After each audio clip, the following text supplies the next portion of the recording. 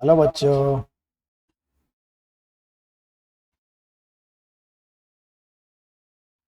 Ready?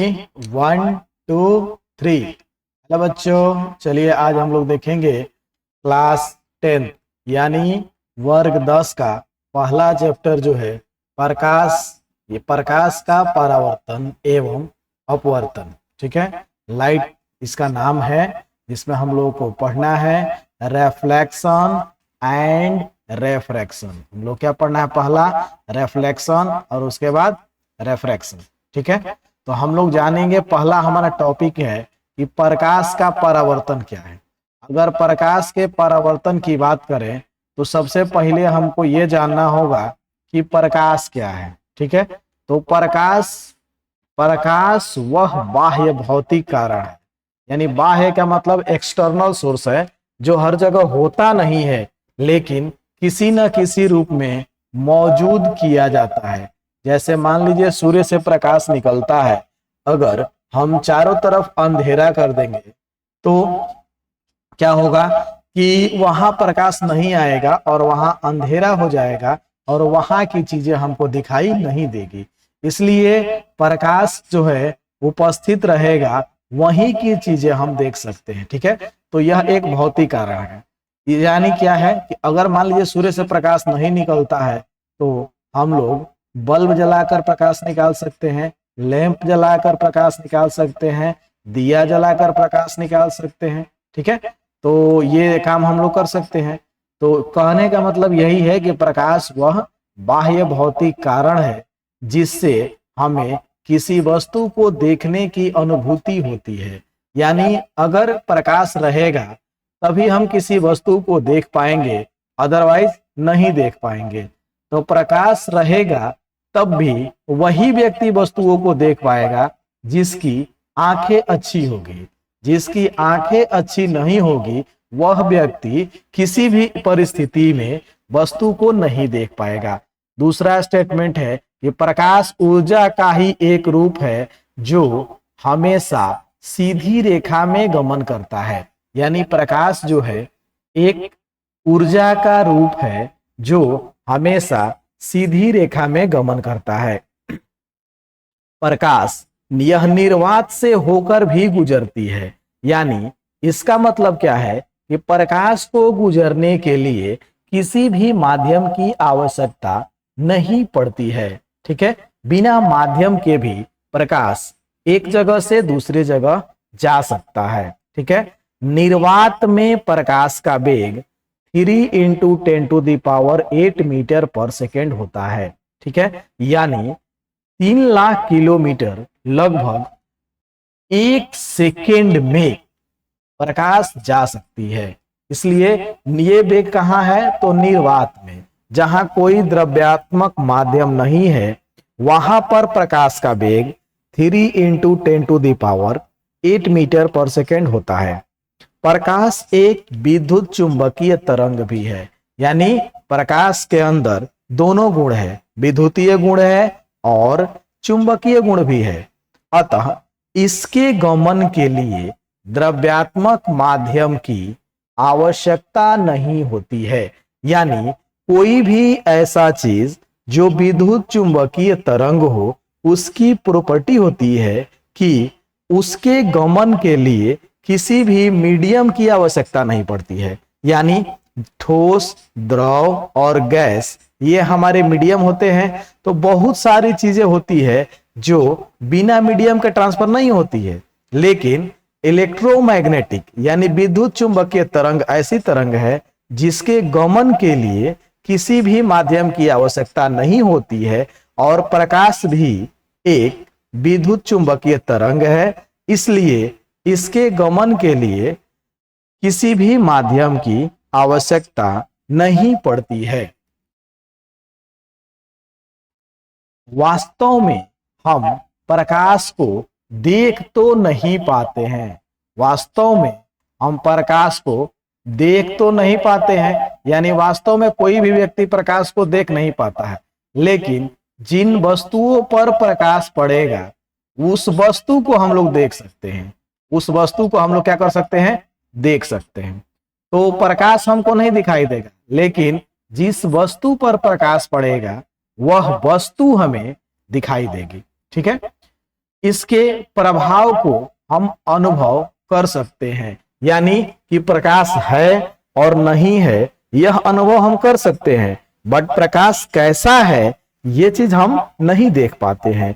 उदाहरण स्वरूप एक अंधेरी कोठरी में रखे वस्तुओं या सामानों को स्वस्थ आंख वाला व्यक्ति भी नहीं देख पाता है, लेकिन यदि उस कोठरी में एक बत्ती जला दी जाए, यानी अगर किसी कोठरी में अंधेरा है, आदमी का आंख ठीक है, तो भी वह व्यक्ति किसी वस्तु को नहीं देख पाएगा उस कमरे में, लेकिन यदि उस कमरे में एक बत्ती जला दी जाती है तो कोठरी की सभी वस्तुएं स्पष्ट रूप से दिखाई देने लगती है। यानी अगर बत्ती जल गई तो कमरे में प्रकाश फैल गया, और कमरे में प्रकाश फैल गया तो वहां हम सारी चीजों को देख पाते हैं। क्या आप जानते हैं कि अंधेरी कोठरी में रखी वस्तु बत्ती जलते ही क्यों दिखाई देने लगी? ठीक है, जी हाँ, जब बत्ती जलती है तो प्रकाश की किरण उन वस्तुओं पर पड़ती है और पुनः परावर्तित होकर हमारे आंख की रेटिना पर उस वस्तु का प्रतिबिंब बनाती है, जिससे हमें वह वस्तु दिखाई देने लगती है। यानी क्या होता है कि जब हम बत्ती को जलाते हैं तो बत्ती से प्रकाश निकलती है, वह प्रकाश उस वस्तु पर पड़ती है और वस्तु से टकराकर हमारे आंख के रेटिना पर पड़ती है, और रेटिना पर उस वस्तु का प्रतिबिंब बनाती है, जिसके कारण वह वस्तु हमें दिखाई देने लगती है। निष्कर्षतः कहा जा सकता है कि प्रकाश एक माध्यम है जिसके कारण हम किसी वस्तु को देख पाते हैं। इसकी अनुपस्थिति में किसी वस्तु को देखना असंभव है। प्रकाश जो है ऊर्जा का एक रूप है। ठीक है, अब ये भी हम कह सकते हैं कि प्रकाश एक ऊर्जा है। इस कथन को निम्न प्रकार से स्पष्ट किया जा सकता है। और अगला कथन क्या है? ऐसा देखा जाता है विद्युत धारा प्रवाहित होते ही परिपथ में युक्त विद्युत बल्ब जलने लगता है। यानी अगर किसी परिपथ में विद्युत धारा प्रवाहित होती है तो उस परिपथ में लगा हुआ बल्ब जलने लगता है और प्रकाश का उत्सर्जन प्रारंभ हो जाता है। इस घटना में विद्युत ऊर्जा जो है प्रकाश ऊर्जा में बदल जाती है।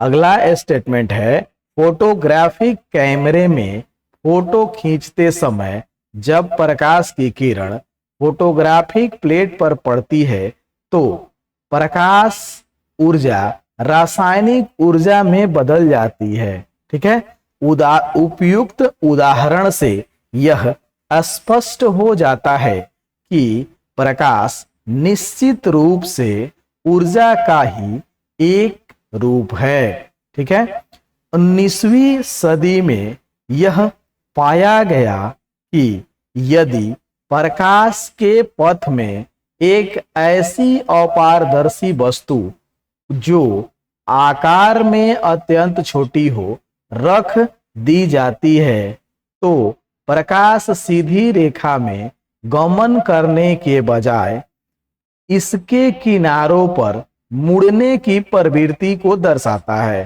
प्रकाश के इस प्रभाव को प्रकाश का विवर्तन कहते हैं। ठीक है, अगला है, विवर्तन जैसी परिघटना की व्याख्या करने के लिए प्रकाश को तरंग के रूप में माना जाता है। यानी अगर विवर्तन की घटना की व्याख्या करना है तब उस समय हम कह सकते हैं कि प्रकाश तरंग के रूप में गमन करता है। विवर्तन की घटना का विस्तृत अध्ययन उच्चतर कक्षाओं में की जाएगी। यानी अगर विवर्तन की घटना के स्पष्ट जानकारी हमको लेनी है तो ये हम लोगों को क्लास 12 में के फिजिक्स में मिलेगी। ठीक है। पुनः 20वीं शताब्दी के प्रारंभ में, यानी 20वीं शताब्दी आप लोग जानते हैं, 19वीं शताब्दी यानी 1900, 20वीं शताब्दी माने 2000 वाला, ठीक है, से स्पष्ट हो गया कि प्रकाश का तरंग सिद्धांत यानी वेव थ्योरी ऑफ लाइट प्रकाश की द्रव्य के साथ अन्योन्य क्रिया के विवेचन में अपर्याप्त है तथा प्रकाश प्रायः कणों के प्रवाह की तरह व्यवहार करता है। अब कण क्या होता है? जैसे जैसे आप लोग देखते हैं किसी छोटा छोटा कण जो है, किसी भी वस्तु का छोटा पार्ट को कण कहते हैं, तो प्रकाश जो है कण भी है। ठीक है।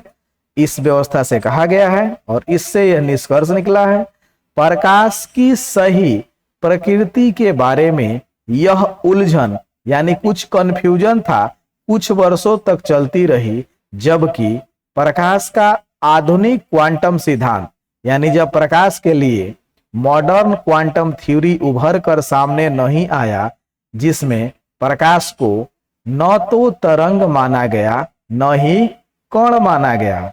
यह आधुनिक क्वांटम सिद्धांत प्रकाश के कण संबंधी गुणों तथा तरंग प्रकृति के बीच सामंजस्य स्थापित किया।